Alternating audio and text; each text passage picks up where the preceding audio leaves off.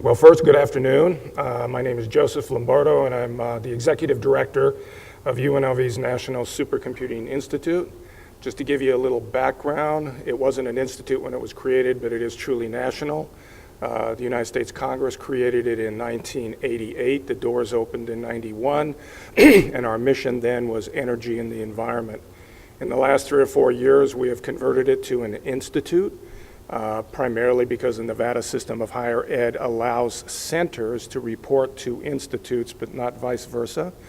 And specifically speaking of the School of Medicine, we opened our School of Medicine last August, and there is a lot of activity on the research side. We also have a new Institute for Personalized Medicine, and almost all of the talent in both of those groups are not homegrown in Nevada. They've come from every and anywhere, from Hopkins to UCLA.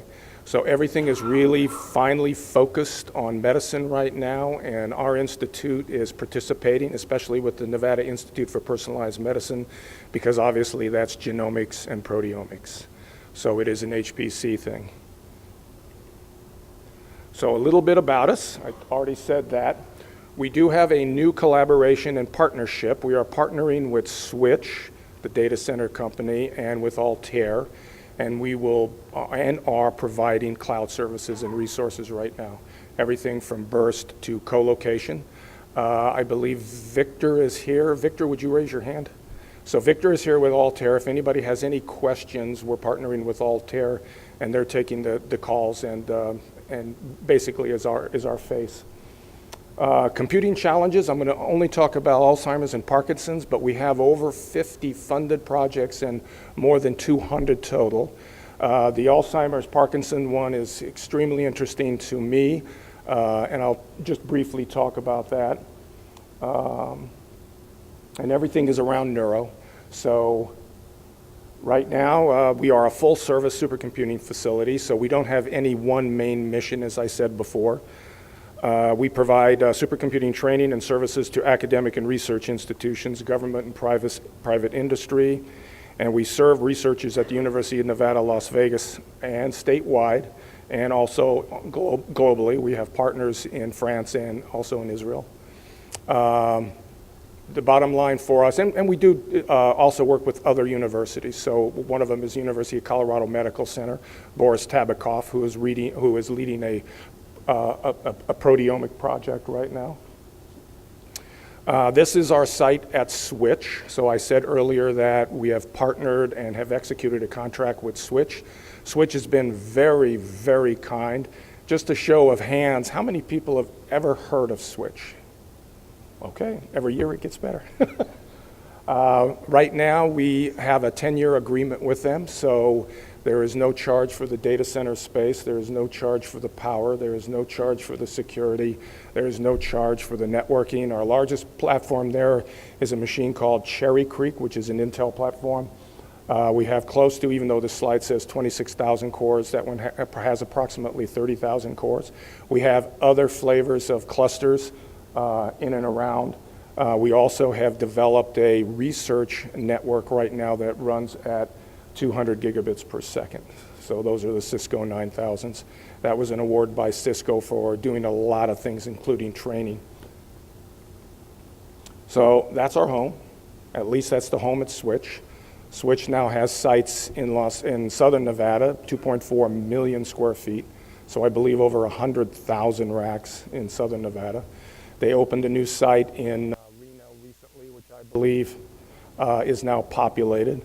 The Grand Rapids site opened, I think, about a year ago, and they've just currently finished the site in Milan, Italy, and Thailand.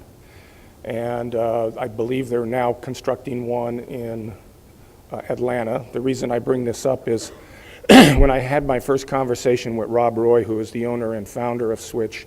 This goes back to 2003 when I was a principal investigator on a telemedicine project. He was telling me, and at that time, his data center was smaller than mine, but he was telling me how we would need buildings that would hold tens of thousands of racks. And at the time, I didn't say anything to him because he's a nice guy, but I told myself, no, man, sober up, dude, because as far as I was concerned, we had been working with the national labs, and they generally had the most racks that you could see in a single room. So right now we're inside this building that has 9,000 racks. Everything that we are doing is numerous and complex workloads. A couple of the projects I'm going to bring up here are not yet HPC on the Alzheimer's, Parkinson's, but they're fast on their way, primarily because of the way the clinical research has happened in that area.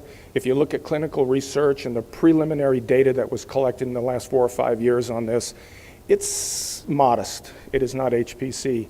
But now, with the failure of all the treatments that have come out of this basically research area, because there are no treatments for this except nutritional, but that's just slows it down a bit. And so what we're working with now is we're bringing the Nevada Institute for Personalized Medicine into it, and with the genomics we are now sequencing all of the cohorts' genes. We are also, which I think right now on the one study is about 180 cohorts, but we are also sequencing their children, and we are sequencing their grandchildren. So it will wind up being a fairly substantial amount of data. The sequencing began last week, so we're underway on that. Obviously, there's a huge need for innovation in this area. We all believe, and even the people who never heard of HPC before, some of the researchers, because you got to remember, a lot of these people are living in a world of laptops and Excel, and that's the world they live in. And it's really difficult pulling them away from Excel. And I mean really difficult. So, but right now they know there's a need for innovation. They know that a lot of the research they have accomplished over the last 30 years, as I said earlier, whether it be beta amyloid or tau or whatever dense proteins are in the brain that they thought up till this point was causing these diseases, now they're not so sure. So they're really deciding that genomics is the way of the future. It's probably their innovative path. And they are now, and this is not easy, and I know a lot of you have experienced this, teaching non-HPC people how to use HPC is very, very, and I don't care whether you wear a PhD and an MD, it is very difficult. We have 3 big projects right now with them. One is the relationship between neuropsychological testing and MRI, PET, and blood markers. The interesting thing here is the MRI data. The MRI data that comes off the machine actually has 300 fields in it for each record. The freezing of gait, this is where people either fall down or can't walk. And again, we're sequencing that data and trying to understand the difference between them and the people who are what they call normal. And then the role of GABA and these are the mice diseases. So we're actually going to also be sequencing the mice genes also. So this is what, and I'm going to start here even though this is not HPC, but you'll see where I'm going. This is basically the data flow chart on what happens. So I'll break it down. We start with this one. New data comes in all kinds of ways. We have a lot of preliminary data that's years old, that's basically in things like Excel, but it can go all the way back to all kinds of really old apps. This is also where the exome data is going to come in, so this is the sequencing. Right now there's a decision being made whether to go with the exome or with the whole genome, and I have a feeling, even though my slide says exome, I have a feeling we are going to go whole genome because it's become so cheap. We have purchased 4 sequencers now and are able to do a lot of sequencing in-house. Another data that comes out of it is the MRI data. You see FreeSurfer there. FreeSurfer is a program that kind of helps us parse that data and create something that we can work with. As I said, it's the MRI data, which is very complex. And then we have double entry going on at Luruvo, which is just simply 2 people typing in whatever they need to type in into the environment that we're using right now, which is called Open Clinica. Now, a show of hands again. How many people have heard of Open Clinica?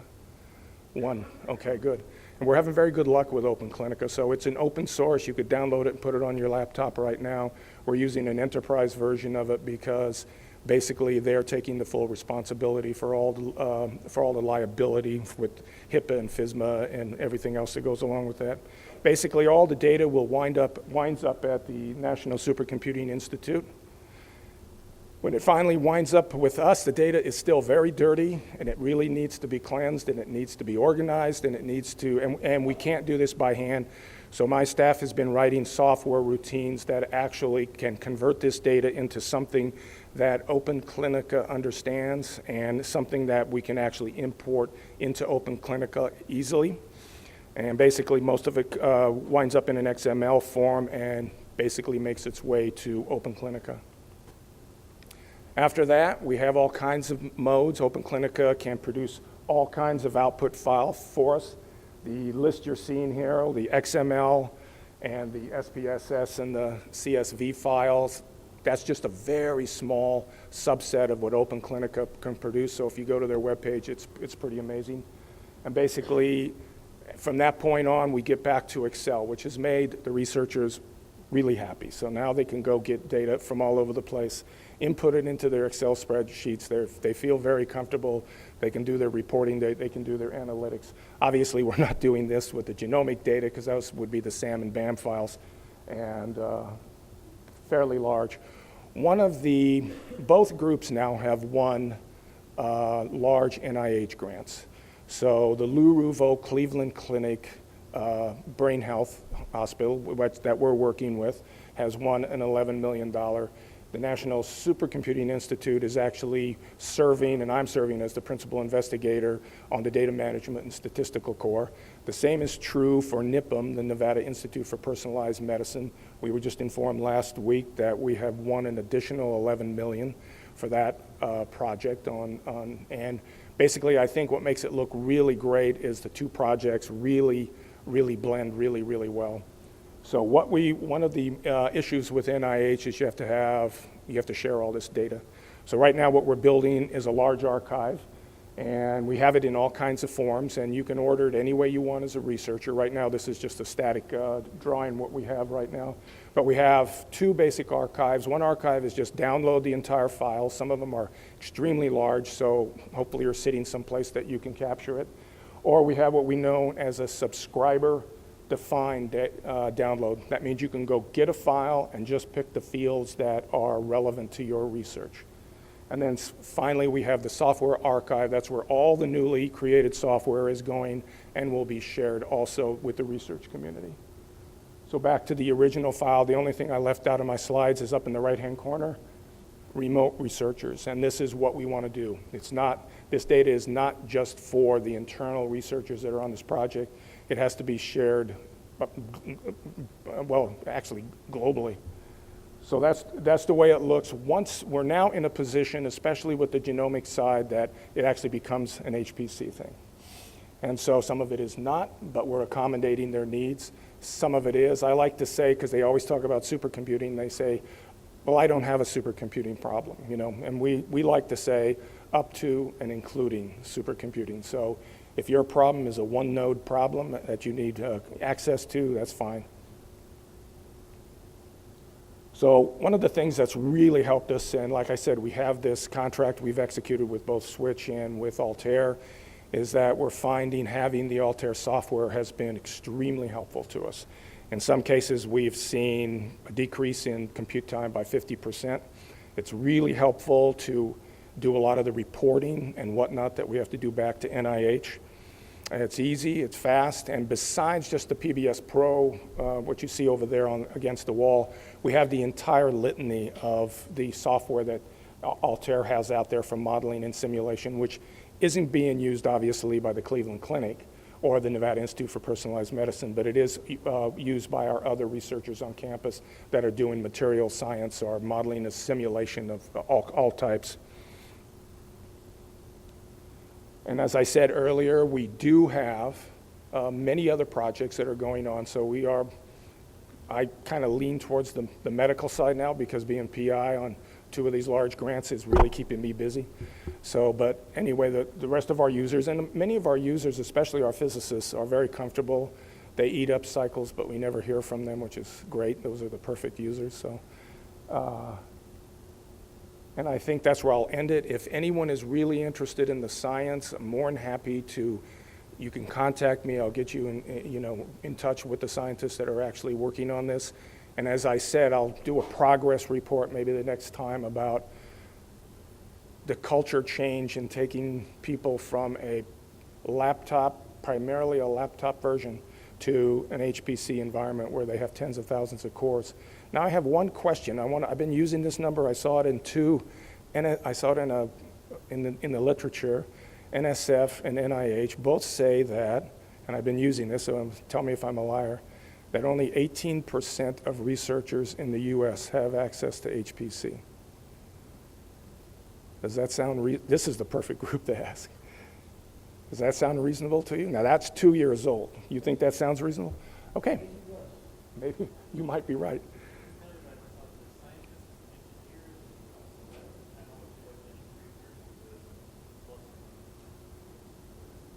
Do that again.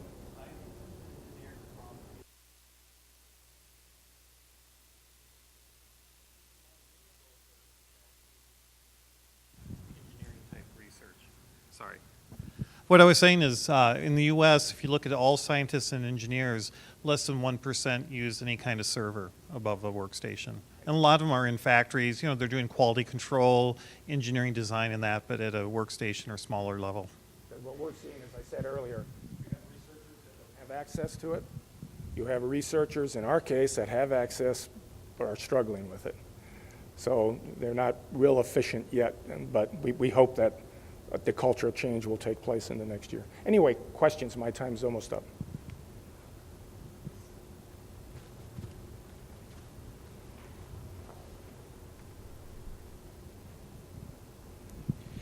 I know you're not the scientist, but my question is more for you. The Alzheimer's, hey, we need more research, great slide you have there, but you also said we need faster therapeutic impact. Is there an HPC construct, some business model for HPC other than what you have today that could speed up the therapeutic side differently than the research side? We hope that as these tools become more and more familiar to the science side, that it will help out on the treatment side, because the nature of this is translational research. Now, translational research is basically how do you get it from the bench to the patient as opposed to waiting. Most drugs, I was told, and I've seen this in multiple presentations, most drugs in Alzheimer's and dementia take 13 years to get to the patient. So right now with the translational concept, if it's working in a research group and can be approved by the doctor in hand, I think it's going to help a lot. And so even the people who have these issues, which you think are, I mean, it's really terrible, but they still may have a chance of slowing or stopping down whatever they're losing. Just follow up with that for a moment. I'm sorry, but so you mentioned the access problem, the 18%, the 1%. We can argue or arm wrestle on what that might be all day long. I'm just curious that perhaps we can look at access barriers to those people who are closer to working the last mile. Yes. Yeah.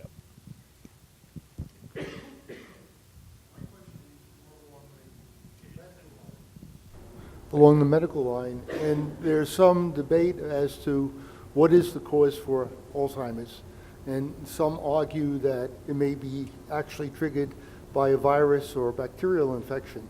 Are you also addressing that side? Yes, yes. There is a wet bench side of this too. So it's actually an excellent research group that's come in. And like I said, they've come from all over the place. It's led by a gentleman named Jeff Cummings, who is truly one of the renowned people. He is the founder of the neurology department at UCLA, was its executive director for 12 years, has been at the Lou Ruvo Hospital now for 5 years. I've been working very closely with him. The man's got 900 peer-reviewed articles and probably 48 books.